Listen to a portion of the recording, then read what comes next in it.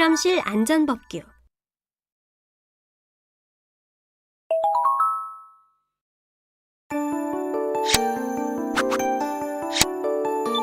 이번 시간에는 법령 배경 및 의의, 법률의 체계와 특성, 법률의 내용에 대해 살펴봅니다. 이를 통해 연구실 안전환경 조성에 관한 법령 배경 및 의의에 대해 이해할 수 있고, 연구실 안전환경 조성에 관한 법률의 체계와 특성에 대해 설명할 수 있으며, 연구실 안전환경 조성에 관한 법률의 내용에 대해 설명할 수 있습니다. 그럼 본격적인 학습을 시작해볼까요?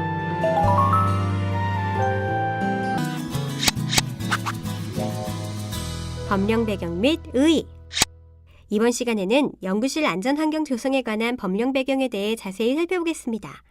지난 1999년 서울대학교 공과대학 연구실험실 폭발사고와 1999년 카이스트 실험실 폭발사고, 2003년 원자력연구소 폭발사고 등을 계기로 연구실 안전에 관한 국민적 관심이 생겨나고, 이와 함께 열악한 연구실의 환경 조성을 개선하고 관리하기 위한 안전점검이 필요하다는 의견이 대학뿐만 아니라 한국과학기술단체 연합 등에서 지속적으로 제기되어 왔습니다.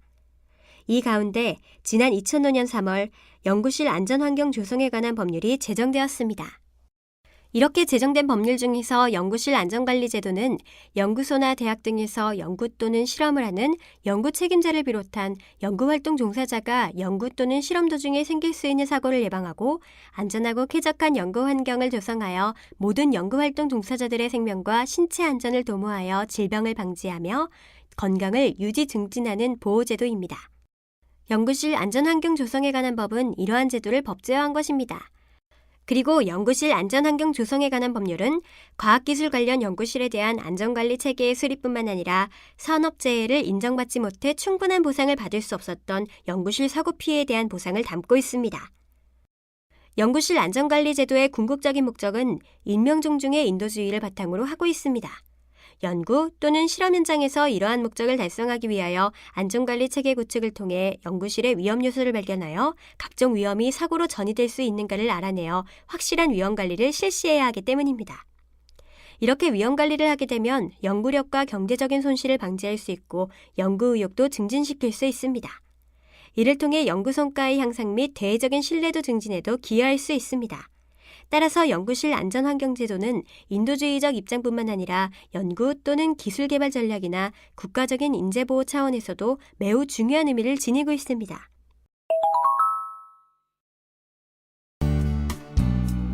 돌발 퀴즈. 문제를 읽고 정답을 선택한 다음 정답 확인 버튼을 클릭해보세요. 맞았습니다. 정답은 X입니다.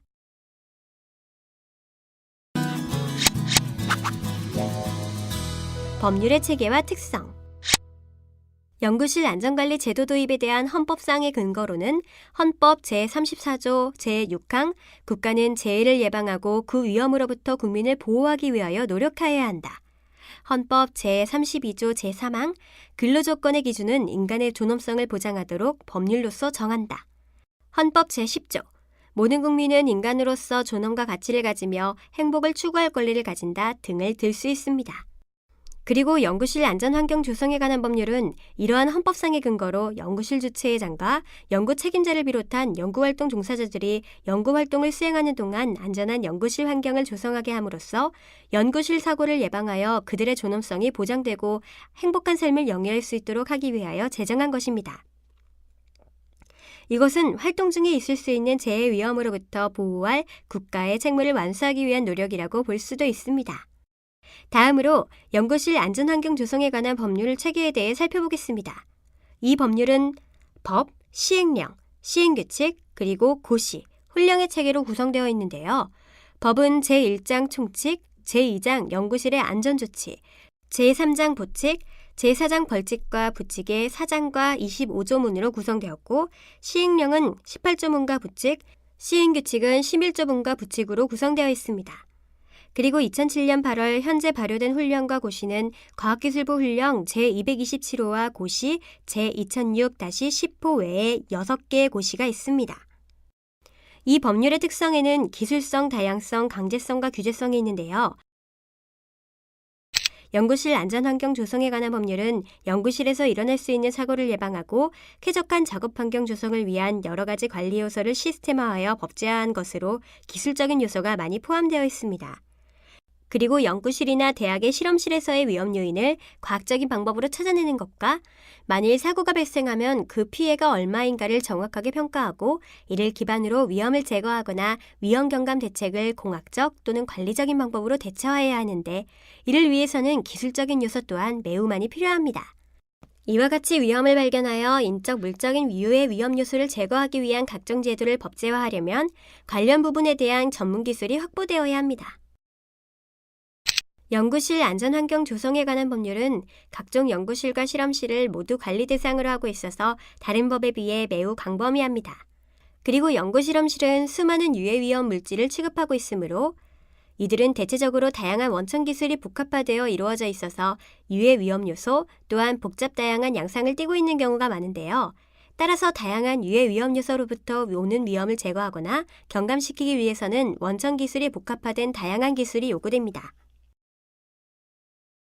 연구실 안전환경 조성에 관한 법률이 연구실이나 실험실에서 이행해야 할 안전과 보건에 대한 기준만 제시하고 임의적 규정으로 되어 있다면 법의 실효성을 확보하기가 매우 어려울 것입니다.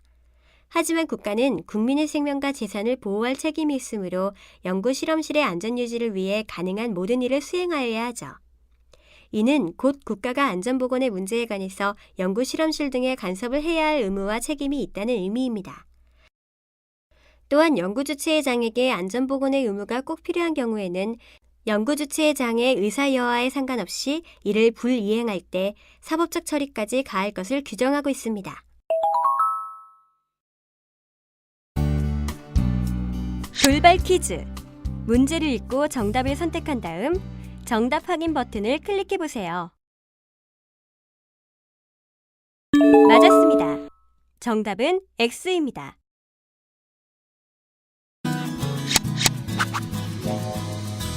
법률의 내용.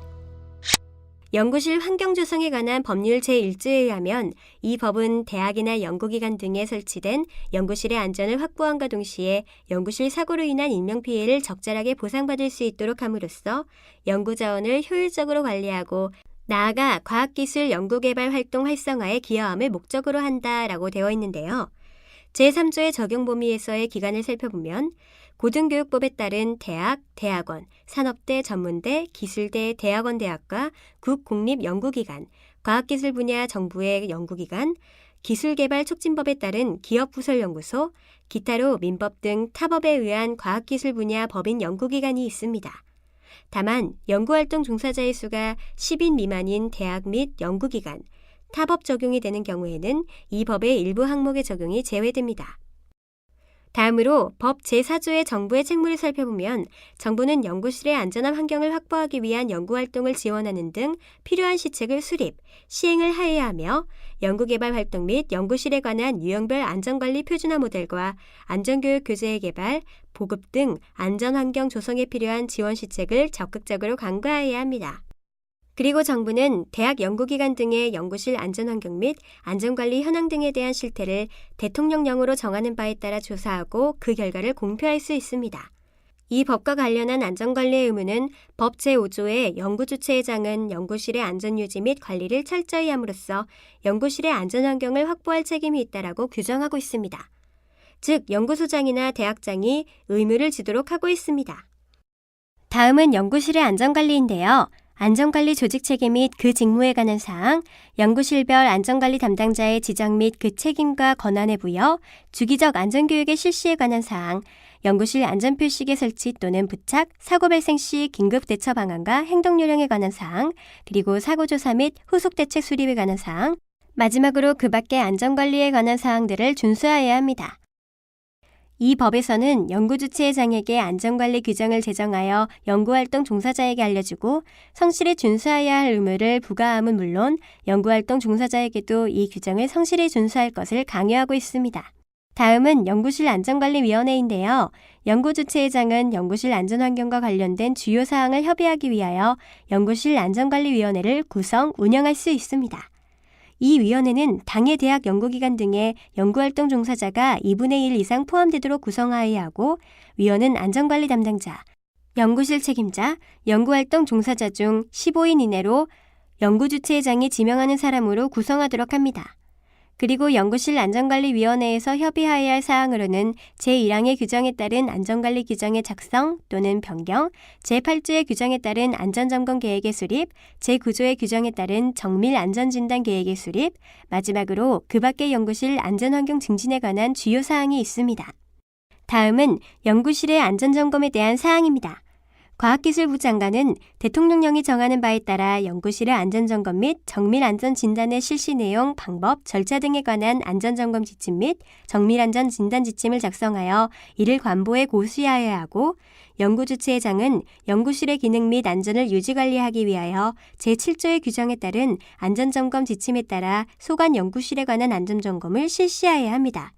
따라서 이 법의 적용을 받는 연구실험실은 대통령령이 정하는 일정 요건을 갖춘 전문기관으로부터 대통령령이 정한 시기와 점검 자격을 부여받은 자로부터 안전점검을 받아야 합니다. 안전점검에도 여러 종류가 있는데요. 일상점검은 연구개발 활동에 사용되는 기계, 기구, 전기, 약품, 병원체 등의 보관 상태 및 보호장비의 관리 실태 등을 육안으로 실시하는 점검으로서 연구개발 활동을 시작하기 전에 매일 1회 실시합니다. 그리고 정기점검은 연구개발 활동에 사용되는 기계, 기구, 전기, 약품, 병원체 등의 보관 상태 및 보호장비의 관리 실태 등을 안전점검 기기를 이용하여 실시하는 세부적인 점검으로서 매년 1회 이상 실시하며 특별안전점검은 폭발사고, 화재사고 등 연구활동 종사자의 안전에 치명적인 위험을 야기할 가능성이 있을 것으로 예상되는 경우에 실시하는 점검으로서 연구주최장이 필요하다고 인정하는 경우에 실시합니다. 따라서 일상점검은 연구활동 종사자가 실시할 수 있고 정기점검 및 특별안전점검을 실시할 수 있는 자의 자격은 다음을 클릭하여 좀 더 자세히 알아보도록 하세요.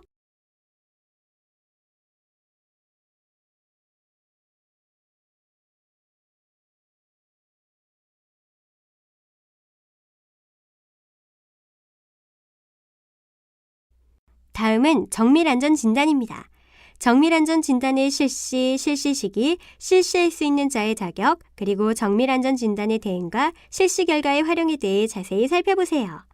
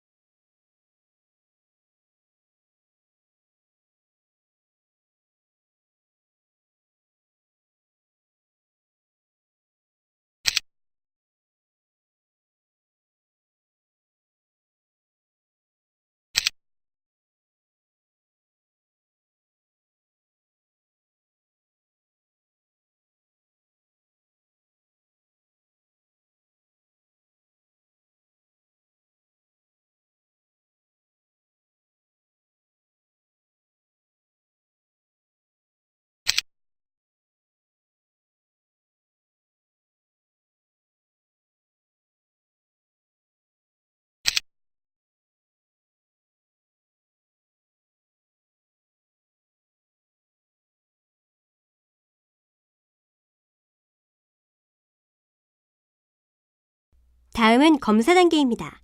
과학기술부 장관은 연구주최장의 안전점검 및 정밀안전진단의 실시 현황 등 그 업무에 관한 사항을 파악하기 위하여 필요하다고 인정하는 경우 대학 연구기관 등에 대하여 소속 공무원으로 하여금 관련 서류 등을 검사하게 할 수 있습니다. 비용 부담이나 안전관리비 계상은 연구실 안전환경 조성에 관한 법률에서 규정하고 있는데요. 이 법의 규정에 따른 안전점검 및 정밀안전진단에 소요되는 비용은 해당 대학 연구기관 등이 부담하고 대학 연구기관 등은 대통령령이 정하는 바에 따라 매년 소관 연구실의 안전 및 유지관리에 필요한 비용을 확보해야 하며 연구주최장은 연구과제 수행을 위한 연구비를 책정할 때 안전 관련 예산을 반영하여야 한다고 되어 있습니다. 만약 연구주최장이 연구과제 수행을 위한 연구비를 책정하려면 그 연구과제 인건비 총액의 2% 범위 안에서 안전 관련 예산을 반영하여야 합니다. 같은 방법으로 계상된 안전 관련 예산은 다음과 같은 용도로 사용하여야 합니다.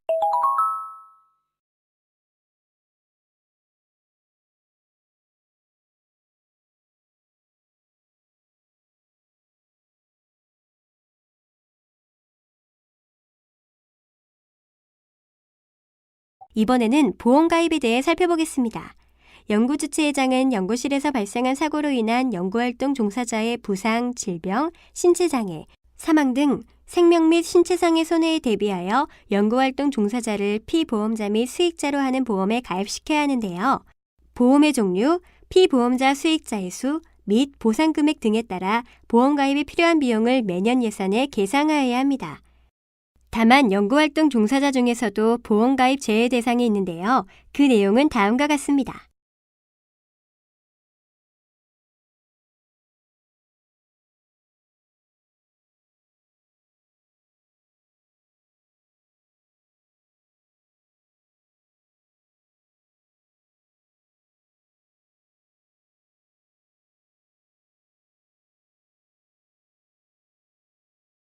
그리고 연구주체의장이 연구활동 종사자를 피보험자로 하여 보험에 가입한 때에는 그 결과를 14일 이내에 과학기술부 장관에게 보고하여야 합니다.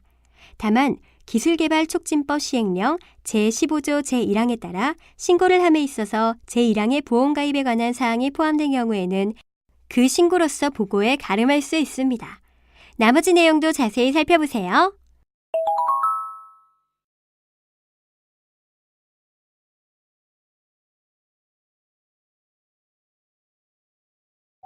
이번에는 사고조사에 대해 살펴보겠습니다. 과학기술부 장관은 연구실에 안전사고가 발생한 경우 그 재발을 방지하기 위하여 연구주체의장에게 안전사고 관련 자료의 제출을 요청할 수 있고 필요하다고 인정되는 경우에는 안전사고가 발생한 연구실에 대하여 대통령령이 정하는 바에 따라 관련 전문가로 하여금 사고 경위 및 원인 등을 조사하게 할 수 있습니다. 대통령령이 정한 사고조사반을 구성할 수 있는 전문가는 다음과 같습니다.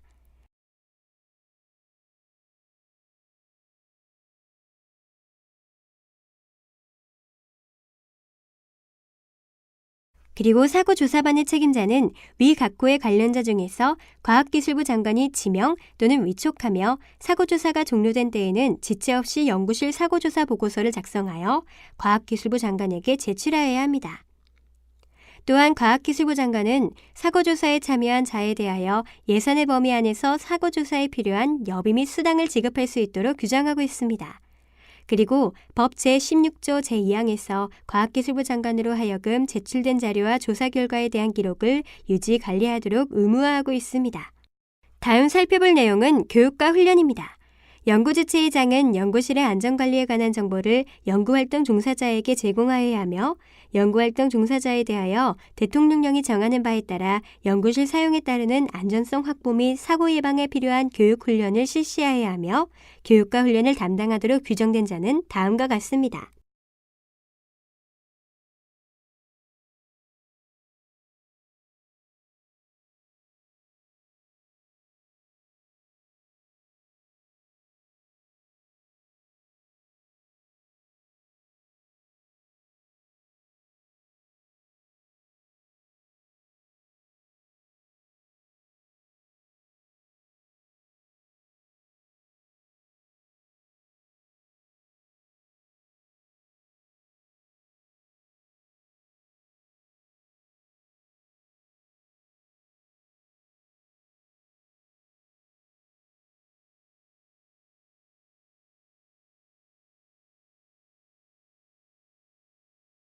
다음으로 건강검진에 대해 살펴보면 연구주체의장은 인체에 치명적인 위험물질 및 바이러스 등에 노출될 위험성이 있는 연구활동 종사자에 대하여 정기적인 건강검진을 매년 실시하여야 하며 이 검진은 국민건강보호법에 따른 건강검진을 실시하는 기관에서 실시해야 합니다. 다만 연구활동 종사자에 대하여 건강검진을 실시한 것으로 보는 항목이 있습니다. 자세히 살펴보세요.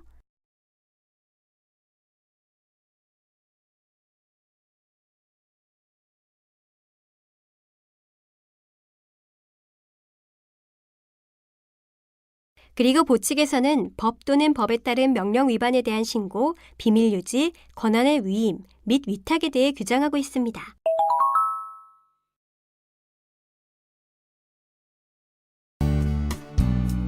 돌발 퀴즈. 문제를 읽고 정답을 선택한 다음 정답 확인 버튼을 클릭해 보세요. 맞았습니다. 정답은 O입니다. 지금까지 살펴본 내용을 퀴즈를 통해 점검해보는 시간을 가져보도록 하겠습니다. 문제는 총 3문항이 제시됩니다. 제시된 문제를 읽고 정답을 선택한 후 정답 확인 버튼을 클릭하세요.